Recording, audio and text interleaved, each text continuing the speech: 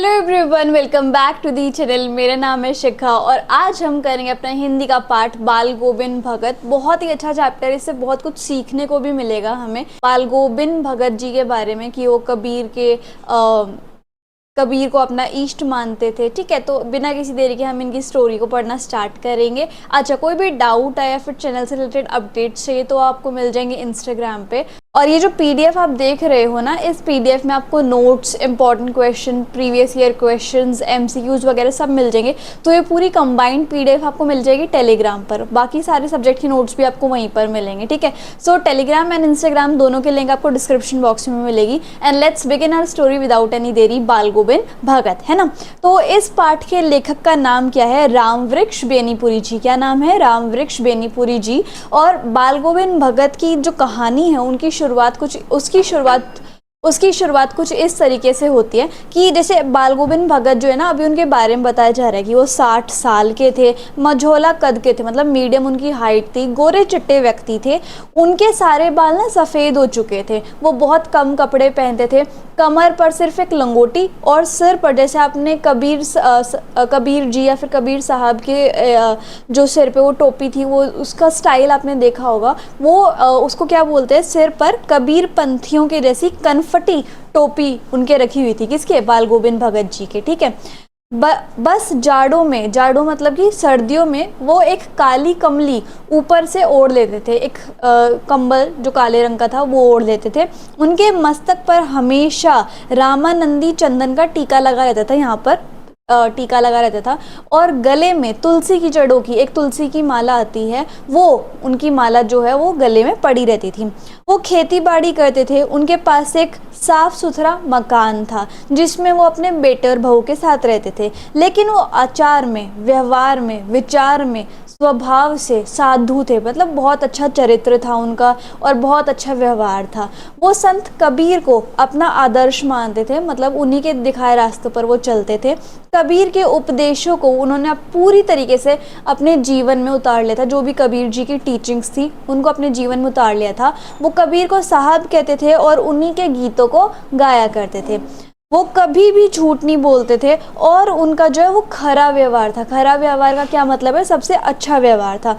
दो टूक बात कहने में कभी भी संकोच नहीं करते थे, हेजिटेट नहीं करते थे और किसी से खामखा झगड़ा भी नहीं करते थे, है ना। किसी भी चीज़ को बिना पूछे छूते नहीं थे और ना बिना पूछे व्यवहार में यानी कि यूज़ में लाते थे। ठीक है, उनके खेतों में जो कुछ भी अनाज पैदा होता तो उस अनाज का क्या करते? पहले तो वो अपने सर पर लाद कर, उस अनाज को अपने सर पर लाद कर 4 कोस दूर एक कबीरपंथी मठ है, वहाँ पर 4 कोस दूर लेके जाते थे सर पे लाद कर, और वहाँ पे जो अनाज है वो भेंट स्वरूप देते थे उस कबीरपंथी मठ पर। उसके बाद कबीरपंथी मठ से उन्हें जो भी प्रसाद के रूप में जितना भी अनाज मिलता वो वापस उसे घर ले आते और उसी से अपना गुजारा चलाते थे। ठीक है, वो कबीर के पदों को इतना मधुर तरीके से गाते थे कि सुनने वाला जो है वो मंत्र मुग्ध हो जाता था, मतलब काफ़ी अच्छा गाते थे।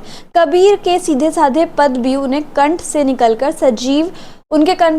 वो सजीव हो जाते थे। मतलब जैसे उनके गले से इतने सुंदर रूप से गाना निकलता था या फिर गाना निकलता था, तो ऐसा लगता था जैसे कबीर के सीधे साधे पद भी जो है ना वो सजीव हो गए, उनके अंदर जान आ गई। इतने अच्छे तरीके से वो कबीर के पदों को गाते थे। ठीक है, आषाढ़ के माह में, आषाढ़ मतलब जून जुलाई के महीने में जब रिमझिम बारिश होती थी, पूरा गांव जो है वो धान की रोपाई करता था। धान की रोपाई मतलब चावलों की खेती वगैरह करता था। कोई हल चला रहा होता तो कोई धान के पौधों की रोपाई कर रहा होता, मतलब प्लांट लगा रहे होते थे, ट्रांसप्लांट कर रहे होते थे। रोपाई मतलब ट्रांसप्लांट, मैंने यहाँ लिखा भी हुआ है। ठीक है, तो बच्चे जो है वो धान, और जहाँ पर भी आपने देखा होगा जहाँ पर भी चावल की खेती होती है वहाँ पर खेतों में पूरा पानी भरा होता है, तो बच्चे धान के पानी भरे खेतों में उछल कूद कर रहे होते थे। और जो औरतें होती थी वो कलेवा क्या होता है? सुबह का नाश्ता। ठीक है, वो लेकर मेड़ पर बैठी रहती थी, मतलब ऊंचे से टीले पर वो बैठी रहती थी। तो वो दृश्य जो है वो बड़ा ही मनमोहक सा था, मतलब अतरंगी सा था। जब आसमान जो है वो बादलों से घिरा रहता था, ठंडी ठंडी हवाएं चल रही होती थी, ऐसे में भगत जी के गीतों के मधुर स्वर जब कान में पड़ते थे तो बड़े मनमोहक अंदाज में वो गाते थे और अपने खेतों में पूरी तरीके से कीचड़ में सने होते थे और धान की रोपाई वो कर रहे होते थे। उनका जो मधुर गीत है वो सुनकर ऐसा लगता था मानो उनके गले से निकलकर जो संगीत के स्वर है वो आधे स्वर्ग की तरफ जा रहे हैं और आधे पृथ्वी में खड़े लोगों के कान की तरफ जा रहे हैं। मतलब कुछ तो लोगों को सुनाई दे रहे हैं उनके गीत के स्वर, और कुछ लोग जो है वो स्वर्ग की तरफ जा रहे हैं। खेलते हुए बच्चे भी उनके गानों पर झूम उठते थे, इतना अच्छा वो गाते थे। औरतें गुनगुनाने लगती थी, हल चलाने वाले लोग भी उनके पैर में ताल आ जाती थी। जैसे आज भी ऐसे ही होता है, जब भी हम कोई गाना सुनते हैं तो हमें हमें हमारी बॉडी के मूवमेंट्स होने लग जाते हैं, हम अपने पैरों को हिलाने लग जाते हैं, उनमें ताल आ जाती है हाथ में, है ना, और कुछ कुछ मूवमेंट्स करते रहते हैं जब भी हम गाने को सुनते हैं। तो वैसे ही जब वहाँ जो खेत में काम कर रहे होते लोग हैं वो उनके गाने को सुनते थे, तो जो हल चलाने वाले लोग हैं उनके पैरों में ताल आ जाती थी। रोपनी करने वालों की उंगलियां भी एक अजीब क्रम में चलने लग जाती थी। सच में बाल गोविंद भगत के संगीत में जादू था, जादू। भादो, भादो कौन सा मंथ है? सितंबर का। भादो की काली अंधेरी रात में जब सारा संसार सोया होता था, सितंबर की बात हो रही है, जब सब सोए होते थे, तब बाल गोविंद भगत का जो संगीत है वो जाग रहा होता था। और कार्तिक यानी कि अक्टूबर के माह आते ही बाल गोविंद भगत की लोकगीत प्रभातियाँ, मतलब क्या होता है, लोकगीत शुरू हो जाते थे। मतलब वो गीत पे, संगीत पे बहुत ध्यान देते थे, और संगीत में क्या गाया करते? कबीर के पद, है ना, जो फागुन तक चलते थे। मतलब कुल मिला के जो गाने का सिलसिला है वो सितंबर से लेकर फरवरी तक चलता था। फागुन मतलब फरवरी। इन दिनों वे सवेरे उठकर, जैसे उनकी अब दिनचर्या का टाइम बताया हुआ है, इन दिनों वे सवेरे उठकर गांव से, जो उनका गांव है उससे 2 मील दूर एक नदी के किनारे जाकर, एक नदी के पास जाते, वहाँ पर स्नान करते। स्नान से लौटकर गांव के बाहरी, वहाँ पर एक पूल था गांव के बाहरी, वहाँ पर जाते थे और उसके ऊंचे से भींडे पर बैठकर, एक चबूतरे से पर बैठकर ऊंचे से पर अपनी खंजड़ी लेके जाते थे। वो खंजड़ी क्या होता है? डफली, ठीक है। वहाँ पर बैठते थे उस ऊंचे भींडे पर और डफली बजा के गाना गाते थे। और गर्मियों में वो अपने घर के आंगन में आसन जमा कर बैठकर और अपनी मंडली के साथ गाना गाया करते थे। बाल गोविंद भगत की संगीत साधना का चरम उत्कर्ष उस दिन देखा। मतलब उनके संगीत की जो साधना थी, एक तरीके से भक्ति थी, उसका चरम उत्कर्ष, उसका ऊंचा लेवल उस दिन देखने को मिला जब उनके एक इकलौते बेटे की मृत्यु हो गई थी। उन्होंने बड़े प्यार से अपने बेटे की शादी की थी। घर में एक सुंदर और सुशील बहू आई थी जिसने भगत को दुनियादारी और घर गृहस्थी के झंझटों से मुक्त कर दिया था। वो कहती थी कि आप जो है सिर्फ अपने जो भी उनका मन करता है काम, जो भी उनका गीत की तरफ प्रेम है, आपका जो भी रूटीन है आप उसको फॉलो कीजिए, बाकी जो दुनियादारी का काम है, घर गृहस्थी का काम है, वो मैं संभाल लूँगी। तो उन बहू ने दुनियादारी और घर गृहस्थी के काम से बाल गोविंद भगत को फ्री कर दिया था। इकलौते बेटे की मृत्यु होने के बाद उनके मृत बेटे की देह को उन्होंने आंगन में लेटाया और चटाई पर लेटा देने के बाद एक सफ़ेद कपड़े से ढक दिया। उस पे कुछ फूल और तुलसी दल बिखरा दिए। सिर के सामने एक दीपक जला दिया। फिर उनके सामने ही ज़मीन पर आसन लगाकर गीत गा रहे थे, वो भी तल्लीनता के साथ, मतलब बहुत डीप लेवल में वो गीत गा रहे थे।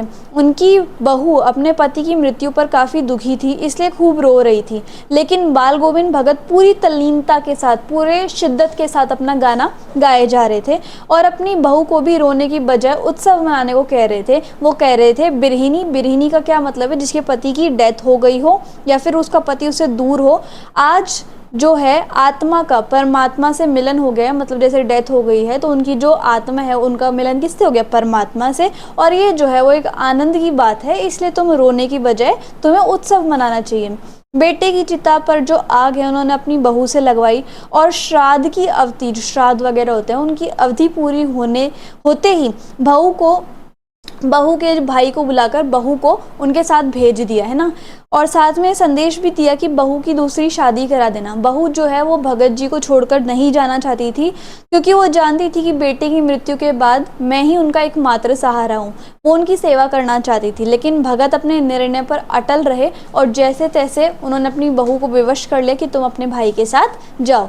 बाल गोविंद भगत की मृत्यु जो है उन्हीं के अनुरूप हुई, मतलब जैसी वो अपनी मृत्यु चाहते थे वैसी उनकी मृत्यु हो गई। वो हर वर्ष अपने गाँव से लगभग 30 कोस दूर जाके, पैदल ही जाते थे वो 30 कोस दूर, और वहाँ पे गंगा स्नान करते थे, ठीक है, हर साल।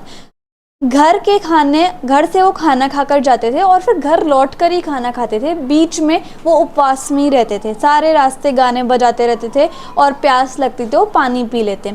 अब जो बुढ़ापा है वो उन पर हावी था। हर इस बार जब वो गंगा स्नान से लौटे तो उनकी तबीयत कुछ ठीक नहीं थी, किंतु वो अपने नेम व्रत को कहाँ छोड़ने वाले थे। उनका व्रत जो है वो अटल था। घर लौटकर उन्होंने अपनी वही पुरानी दिनचर्या, जो उनका पुराना रूटीन था, वो स्टार्ट कर दिया है ना। लोगों ने उन्हें आराम करने के लिए कहा कि आपकी तबीयत खराब है, आप आराम कर लीजिए, पर उन्होंने नहीं किया, लेकिन वो सबको हंसकर टाल देते थे। उस दिन उन्होंने संज्ञा का गीत गाया था, लेकिन सुबह के वक्त लोगों ने बाल गोविंद भगत का गीत नहीं सुना। जाकर देखा तो पता चला बाल गोविंद भगत नहीं रहे, उनका सिर्फ पुंजर यानी कि बेजान शरीर जो है वो पड़ा हुआ है। ठीक है, तो इसी के साथ साथ हमारी ये जो कहानी है वो ख़त्म होती है। आई होप आपको समझ में आया होगा, वीडियो अच्छी लगी होगी, एक्सप्लेनेशन भी अच्छी लगी होगी। So if you like the video and the explanation, then please like, share, comment and subscribe the channel. Also please follow on Telegram and Instagram too.